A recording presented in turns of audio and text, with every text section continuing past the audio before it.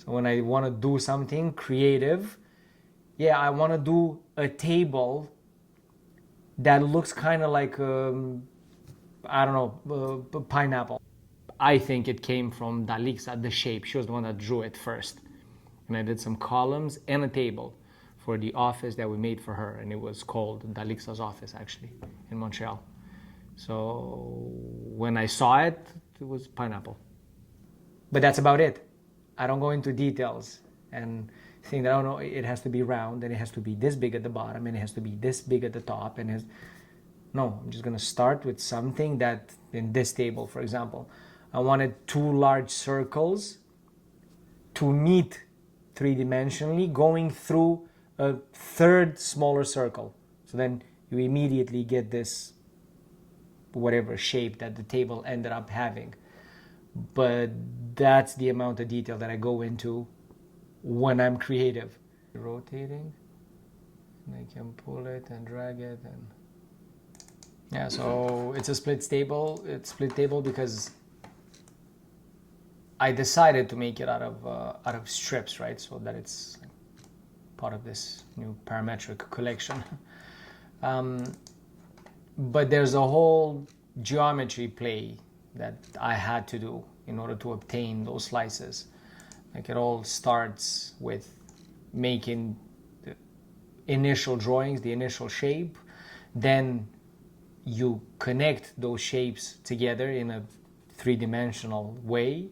Then you start slicing it. Then you have to think of ways of putting it together.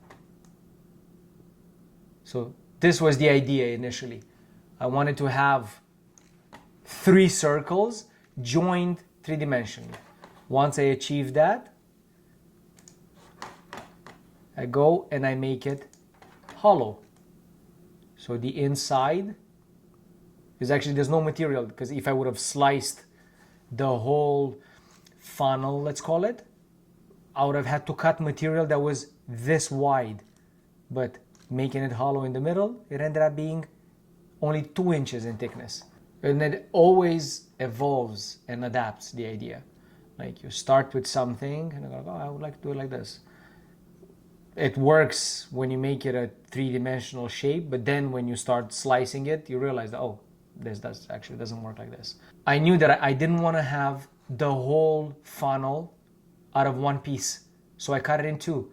You see the red is actually a line that I drew, and I have cut the funnel into pieces. You do the side curved, it cannot start from 0 and end to 0 thickness because you're doing it out of slices. It's going to have to either start in 3/4 and end in 3/4, or start in 5/8 and end in 5/8. So there's little differences between what you thought you were going to achieve before you started doing the work and what you will actually be doing once you're doing.